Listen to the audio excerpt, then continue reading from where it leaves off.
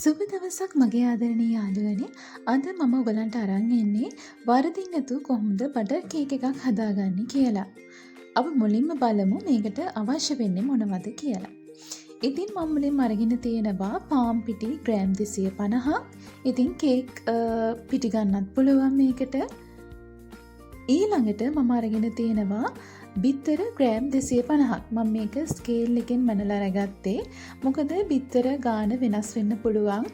බිත්තර වල ප්‍රමාණය අනුව ඉතින් වෙළඳපොලෙන් ගන්න බිත්තර එක එක ප්‍රමාණයයි. ඉතින් ඒක නිසා ස්කේල් එකකින් මනලා ගන්න පුළුවන් නම් හොඳයි බර.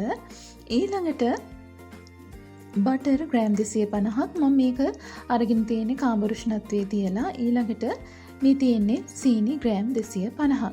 සහ මම අරගන්නවා ෆ්‍රෙෂ් මිල්ක් මේස හැඳි අපිට අවශ්‍ය වෙනවා 4ක්. එහෙම නැත්නම් බැටර් එක ඝන වුණොතින් 6ක වගේ ප්‍රමාණයක් අවශ්‍ය වෙනවා.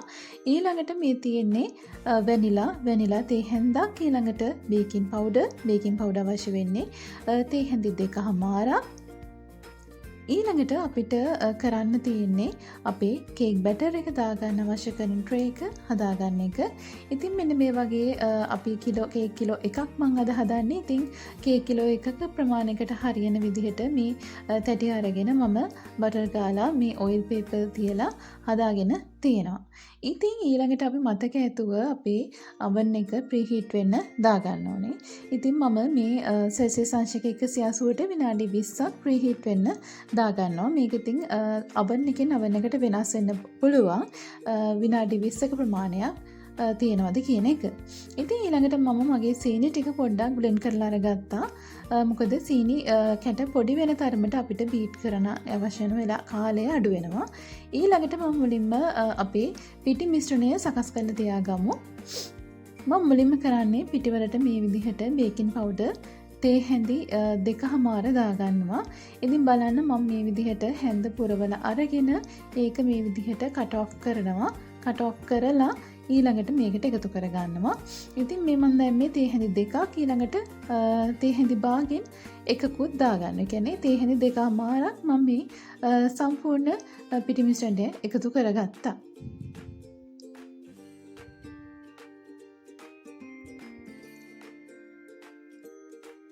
ඊළඟට අපිට කරන්න තියෙන්නේ මෙන්න මේ වගේ පිනේරයක් අරගෙන අපේ පිටි මිශ්‍රණය හලා ගන්න ඕනේ.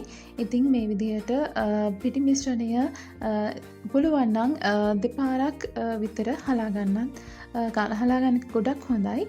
ඉතින් මම අද මේ විදිහට එක පාරයි හලාගන්නේ. ඒ අතරතුර මම ඔයගලන්ට කියන්න කැමතියි අපි මේ ගන්න ප්‍රමාණයන් නිවැරදිවම මැනලා අරගන්න එක තමයි අපි කේක් එකක් නිවැරදිව හදාගන්න මුල්ම පියවර. ඉතින් මොකද මේ ප්‍රමාණයන් ටික ටික වෙනස් වෙන්න අපේ කේක් එක වරදින්න ඉඩ ප්‍රමාණය වැඩි. ඒක නිසා මම ඒකයි කිව්වේ ස්කේල් එකකින් මැනලම අපේ මේ ද්‍රව්‍යවල බර නිවැරදිව කිරලා අරගන්න එක තමයි අපි කේක් එකක් නිවැරදිව හදාගන්න කරන පළවෙනි ටිප් එක. ඉතින් ඊට පස්සේ මම හදන්නේ අපේ බටර් එක බීට් කරගන්න. ඉතින් බටර් එක සාමාන්‍යයෙන් අපි බීට් කරගන්නේ විනාඩියක් විතර කාලයක්. මේක ක්‍රීම් වෙනකන් මේ විදිහට බීට් කරගමු.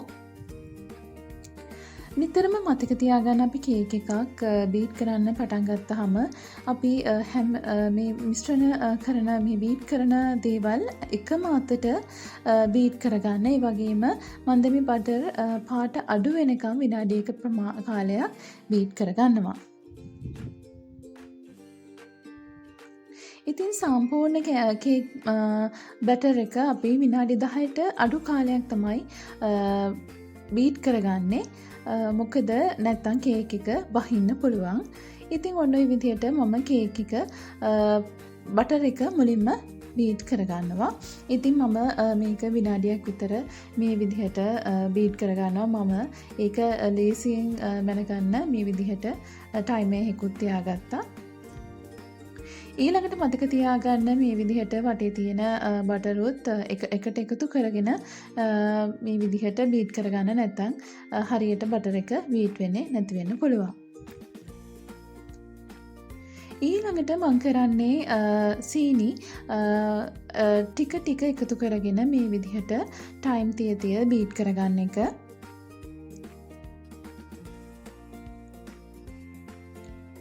ඉතින් අපි මේ විදිහට සීනි වරින් වර එකතු කරමින් විනාඩි 2ක් ඇතුළත සීනි ටික බීට් කරගන්නවා.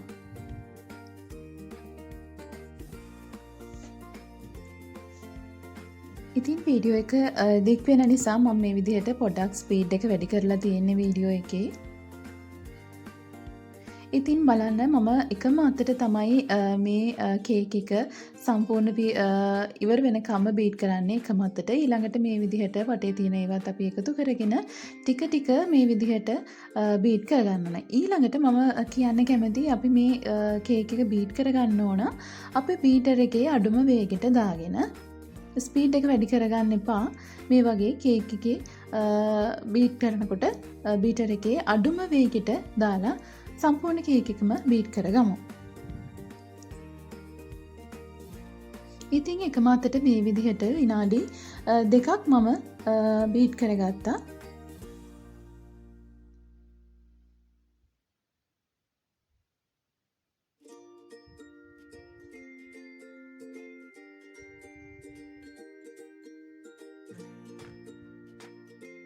ඊළඟට මං කරන්නේ බිත්තර බීට් කරගන්න එක. ඉතින් බලන්න මම බිත්තර එකින් එක තමයි එකතු කරගන්නේ.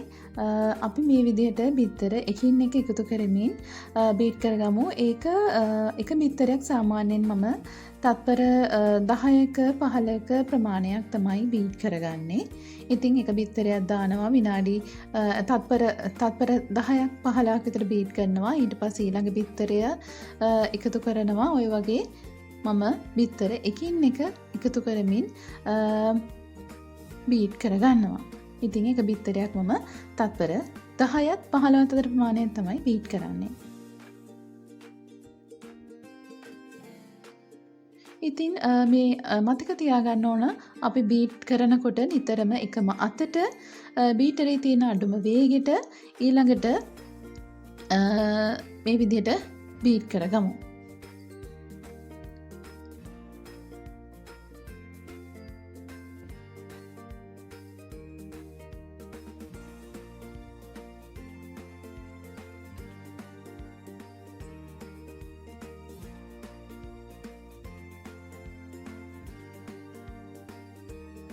ඊට පස්සේ මම මේ බිත්තර ඔක්කොම එකතු කරලා ආයේ විනාඩි 2ක් එක දිගට බීට් කරගන්නවා. ඉතින් මේ බිත්තර දාලා බීට් කරන එකෙන් තමයි අපේ කේක් එකේ උස තීරණය වෙන්නේ. ඉතින් කේක් එක උසට හදා ගන්න ඕන නම් මේ විදිහට බිත්තර දාලා හොඳට බීට් කරගන්න ඕනේ.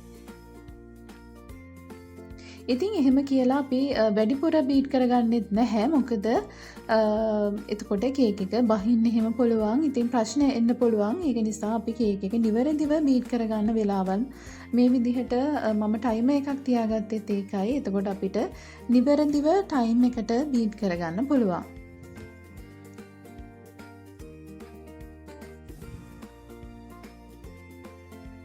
ඉතින් දැන් මම බිත්තර ඔක්කොම දාලා මේ විදිහට බීට් කරගත්තා.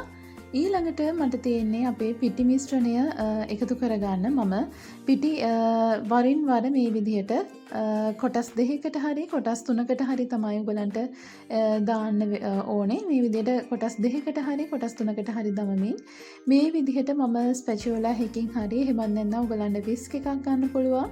මේ ආකාරයට කේක් එක කලවම් කර ගැනීමක් තමයි කරන්නේ. මම බීට් කරන්න යන්නේ නැහැ.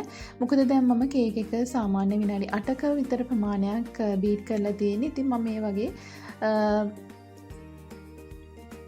විස්ක් එකකින් අපේ කේක් එක මික්ස් කරගන්නවා. ඉතින් ස්පැචුලා එකකින් හරි මේ වගේ එකකින් හරි කේක් එක හොඳට මික්ස් කරගන්න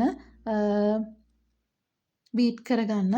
සමහර මේක බීට් කරනවා. ඉතින් කේක් එකේ බීටරේ අඩුම වේගෙට දාලා බීට් කරගන්න පුළුවන්. හැබැයි ඉතින් ඊට වඩා මම හිතනවා මේ විදිහට කරන එකෙන් කේක් එක අර බහින එක ඊළඟට කේක් එකේ ඔය වර්ධින ප්‍රමාණය අඩු කරගන්න පුළුවන් කියලා. ඉතින් මෙන්න මේ විදිහට මම විස්ක් එක තමයි ගත්තේ. ඉතින් විස්ක් එකෙන් මේ විදිහට පොඩ්ඩක් පාන් පිටි මිශ්‍රණය දාලා කලවම් කරගන්නවා අපේ බැටර් එකේ. ඉතින් බලන්න මේ මගේ බැටර් එක ගොඩක් දියාරුත් නැහැ, ගොඩක් ඝනකමුත් නැහැ. ඉතින් දැන් පොඩ්ඩක් අපි මේක ඝනකම් තත්ත්වය අඩු කරගන්න පුළුවන් අපිට ෆ්‍රෙෂ් මිල්ක් එකතු කරලා. ඉතින් මම ෆ්‍රෙෂ් මිල්ක් සහ වැනිලා එකතු කරගන්නවා මේ අතරතුර. ඉතින් මට ඒක වීඩියෝ කරගන්න බැරි වුණා. මම වැනිලා තේ හැඳි එකකුත් ඊළඟට ෆ්‍රෙෂ් මිල්ක් මේස හැඳි 4කුත් දාලා මගේ බැටර් එක හදලා මේ විදිහට ට්‍රේ එකට දාලා ඊට පස්සේ ට්‍රේ එකට දැම්මට පස්සේ අපි හොඳට තැටිය ටැප් කරගන්න ඕන. හොඳට කේක් එක ටැප් කරලා ඊළඟට ඔන්න oven එකට දාලා මම oven එකේ සෙල්සියස් අංශය 180ක් විනාඩි 40ක් තිබ්බා. ඉතින් මේක oven එකෙන් oven එකට වෙනස් වෙනවා. ඔන්න දැන් කේක් එකේ ටයිම් එක වැතිලා මම කේක් එක ගන්නවා එළියට. ඉතින් පොඩ්ඩක් මේ විදිහට මැදින් යනලා බලන්න.